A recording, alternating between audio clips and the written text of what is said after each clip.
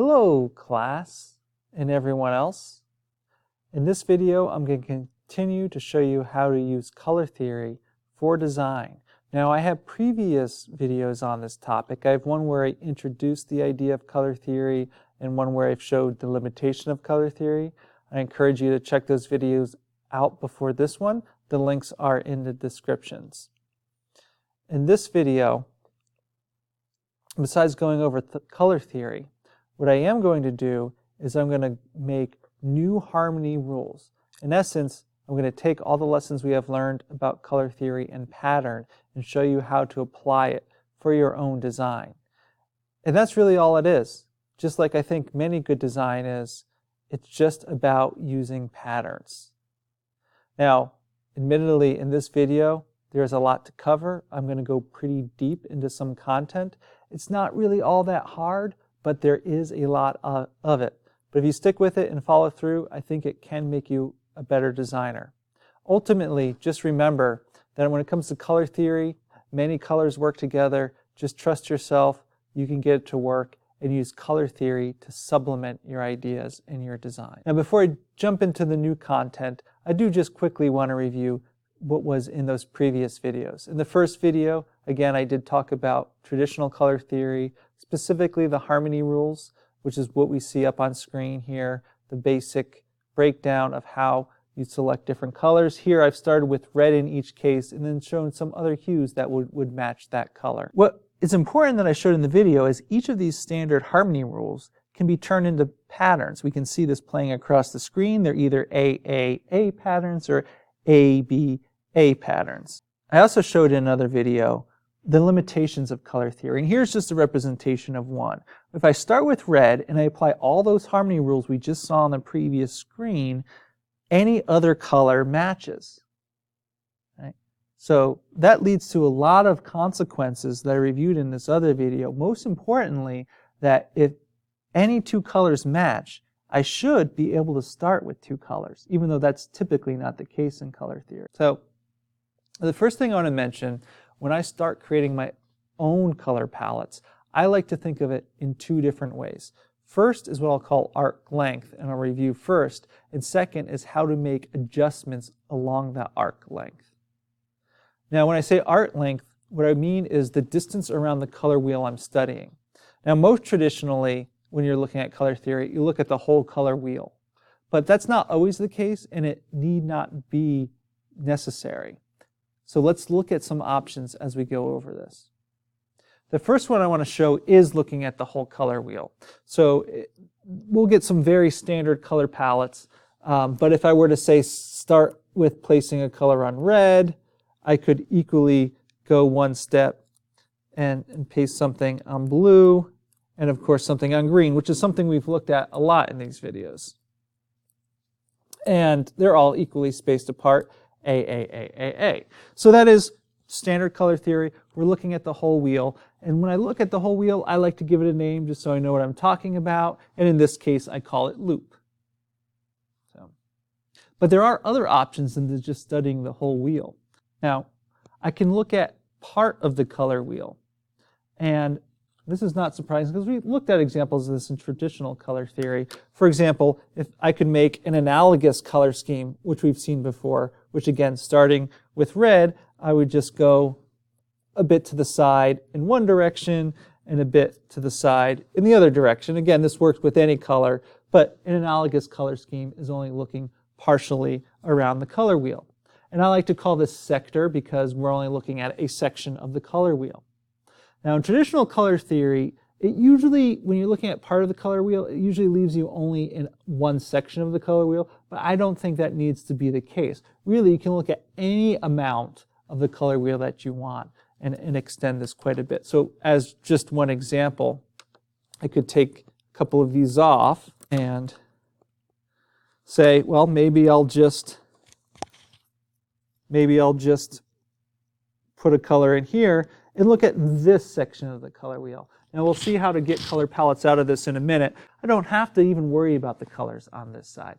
So again, I call this sector. Now, just as we can only look at part of the color wheel, believe it or not, we can actually go in the opposite direction and look at more than just one time around the color wheel. By that I mean we go around once and then we keep going.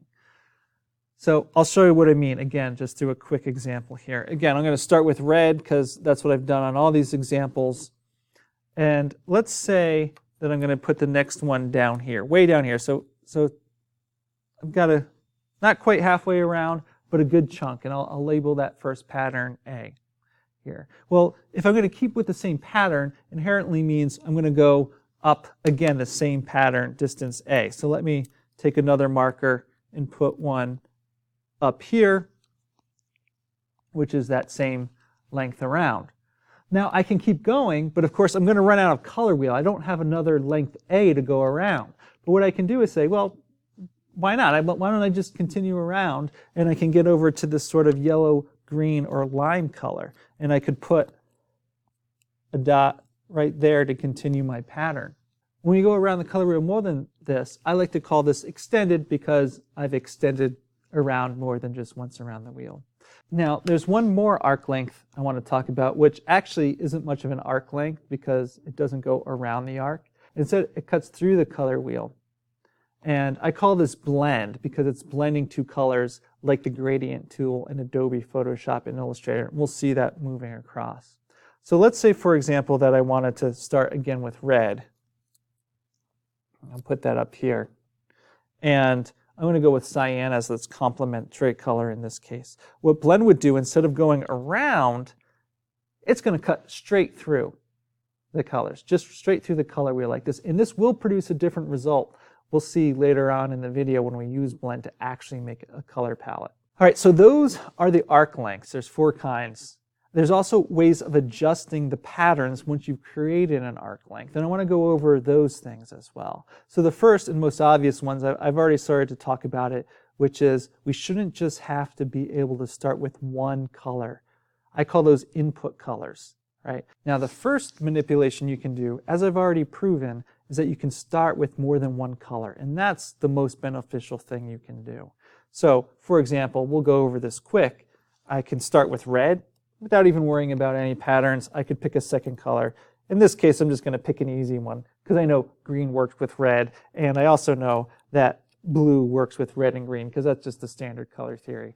And that's all I'm at this point. But the point is, I can start with any colors. I don't have to worry about the pattern they're going to create to begin with. Just go and put it in. We'll worry about what the pattern is further on as we make more adjustments to it. That said, the more input colors you do start with, likely the more colors you'll need in your palette just to clearly define what that pattern is. Otherwise, it just seems like a bunch of stuff pushed together. Now, just as I can start with any number of inputs, colors I want, I can also select how many colors I want in my finalized palette beyond that. I call those the output colors. So let's just look at this really quick example here, red and cyan as 2 sort of starting points. And I can say, okay, well, what other colors do I want to put in here? And so I could work with, say, one color, in which case I would just divide this equally. One side or the other. I've chosen this side. I've gotten this color. Or I could say I want 2 colors. And of course, I could do 2 colors a couple different ways here. Really, of course, I could just add a second color on this side. We can clearly see it's a standard harmony rule, equally divided on all sides. Alternatively, I could say, well, why don't I just divide this space up and say maybe put something there, which of course then to sort of create the pattern, we can place one here.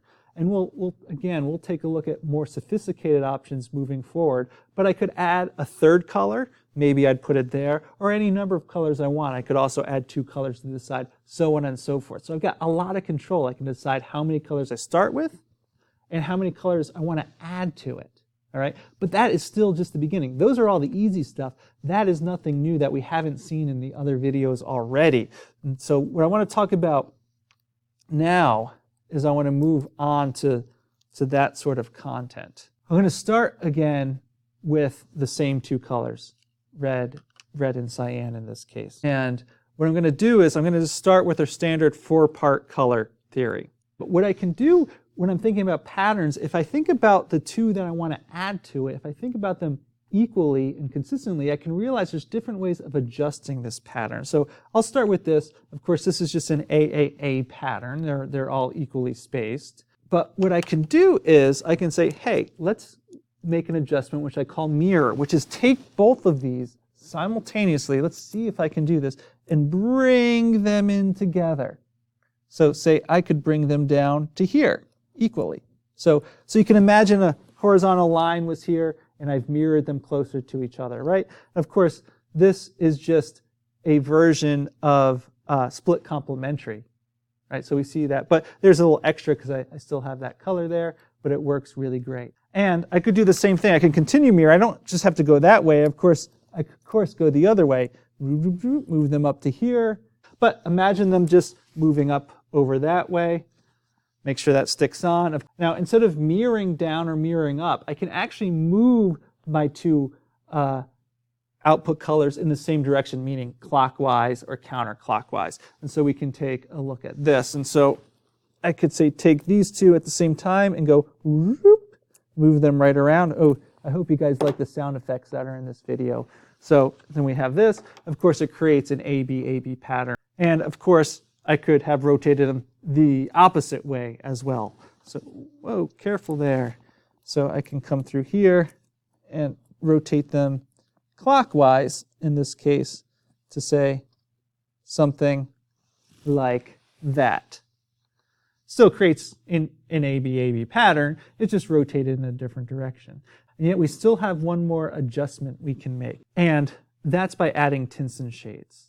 Now, tints and shades I've talked about in other videos, you can also get to by using the same patterns. So then we just manipulate the same patterns both in hue and in tints and shades. And so we'll just take a quick example here. And so again, I start with the color red. Now the pure hue when I have this is over here in this corner. So I'll put the pure red here. And let's say I want to come over to a green color. The pure hue is here, but let's pretend I go shift towards white one space on here and towards black one space. Well, then I get this color instead. And if I want to continue the pattern, I would do the same thing. I would shift the same number of hues, and then I'd have to shift one more towards white and one more towards black to get this new color, or tints and shades. So we can see that we've shifted tints and shades within the same pattern. So that is basically all the ways you can manipulate pattern. I know this is the beginning, so I want to go in and look specifically at all these together to create palettes. All right, so I'm going to look at each arc length independently to create a unique example. So in this case, I'm going to start with sector, which again is only looking at part of the color wheel. Okay, and I'm going to start with red and sort of a deepish purple color. And so the first thing I'm going to do is I'm actually going to draw a line between these two colors. Now in this case I've gone clockwise around, but I could go counterclockwise as well. And the reason why I drew that line is because I want to decide, hey, how many other colors do I want? In this example, I'm going to go with 2. Again, I could go with any number I wanted to. And so what I'm going to do is I'm just going to divide that line in half, just like this. And I could mark that off with the various colors, A, and A. All these A's are of equal length. It's just that this is a funnel going into the screen, and so it is foreshortened. And this would be a color palette that would work quite nicely. But I can do a few other adjustments that I reviewed previously. So let me go back to just the line and the markers dividing it equally. And what I can do is move those apart. This is what's called the mirror adjustment. Right? So I moved it one side equal distance towards purple, the other side equal distance towards red. And I can mark out those colors, and I get an ABA pattern. Fade it away, pull up my color palette, and this looks really nice. Very easy to get a sophisticated color palette like this when you just understand it's just a simple manipulation of patterns. Now let's look at loop. If you remember what loop is looking the entire way around the color wheel. So here we go. We can start by drawing a line all the way around the color wheel. Let's say I want 2 more colors again, just to keep things a little consistent. I would divide this in half in each point. Here we go. And once I've done that, I can mark the colors. Now, there's a subtlety going on here. Because note that I have a capital A here and a capital A here, and a lowercase a and a lowercase a. So the lowercase a physically is not the same size as the uppercase A, but they are proportionally equal to each other. So way of saying that is this blue, this green here is halfway between this blue and this red, where this purple is halfway between this blue and this red. On this side, the difference is, of course, these aren't equally spaced. And so proportionally, these distances are the same as these distances, right, in proportion. I know proportions are a little hard to understand, and there is another way of picturing this. And so I can actually create a custom color wheel, which I've done here. In this case, I've taken red on the top still, but what I've done is I've moved blue to be on the opposite side of that color. Essentially, I've made a custom color wheel. Now, in the previous video, I showed how there's actually many different kinds of color wheels, and actually it doesn't matter which color wheel you use, and in some cases, like this, it helps to make a custom color wheel. So I don't always do this, but I think it really sets the example clear that now that I have blue here, now I can just divide these equally. Capital A, they're all equal distance, and we see we end up with the same two colors, right? So this is real distance, all A's are equal to each other, but it needs a custom color wheel to be made, to be shown. In the previous way, which was this way, it's the RGB color wheel, but the small A's are in proportion to the big A's, which I think is equally as just as good at patterns. In fact, proportions make great patterns, but that's for another video. But what I can also do is I can go back to the original line and the original segments, and I can make an adjustment. I could do mirror like I did previously, or I can do translate, which is just rotate them around in the same direction, just like that, and break that apart. So in this case now I've got an AB, AB pattern. Another way of saying this, capital A is the same comparative length to capital B as lowercase a is comparative to lowercase b. And when I break that apart, I break down to this color palette, and I got this really great color palette out of there. Again, simple patterns, simple patterns. So we'll look at another one. We're going to go with extended. Remember, extended is where you look more than once around the color wheel.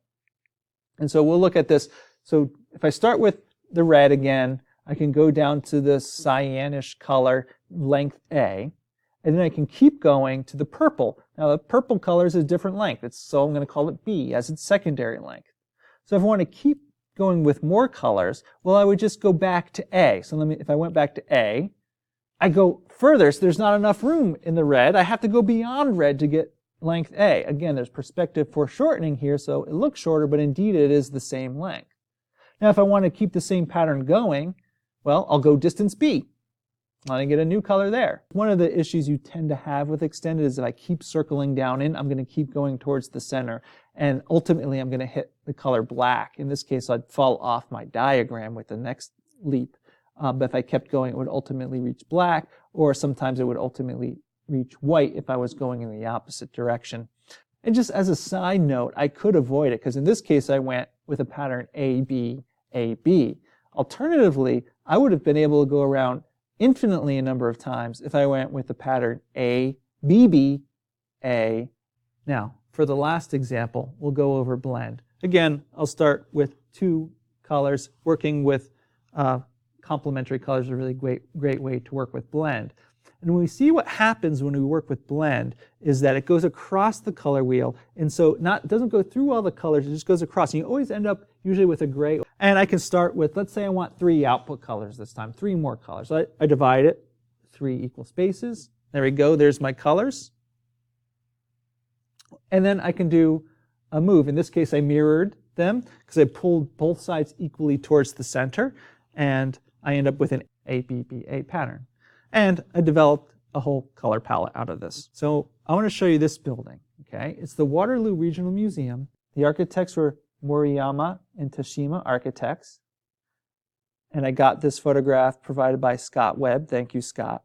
And obviously, architecture is starting to have more and more color, and this is a great example of there's lots of complex colors in this building.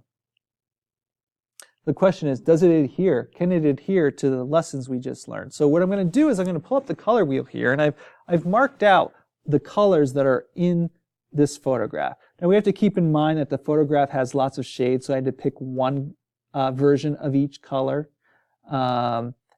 And my color wheel doesn't have infinite amount of colors. It's broken down into specific steps, so I picked the closest color possible. But we can see, even in that case, that indeed there is a hidden pattern that you might not have seen. If you start with that purple color, if you go each direction, you can see that we can go a step A in each direction, and we find another color that exists in this building.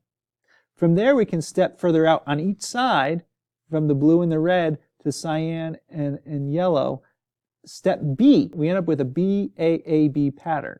Now, there are a few other colors in there, but when we actually place those in relation, we see that those tend to be step C away from existing colors. Although this isn't perfect, this is very close to a pattern that emerges from here. Now, I'm not suggesting that the architects and designers sat down and thought about color theory this way. I don't know how they came up with the colors. But what I am suggesting is that good colors do have hidden patterns, whether you intended to see them or not. And so I take it a step further, which is if you are struggling with color, then go ahead and stop and think about the color pattern you're creating, and it really might help solve this. Now, in the future, I hope maybe I can create a digital tool that helps this process more easily. And I think, again, the big take-home point is many colors work together anyway. It doesn't take a lot of thought. It's not rocket science. Let's demystify color theory, and let's start using color on our designs. So while you wait for my next video, go see how you can play with color. But thanks for watching, and keep making great drawings.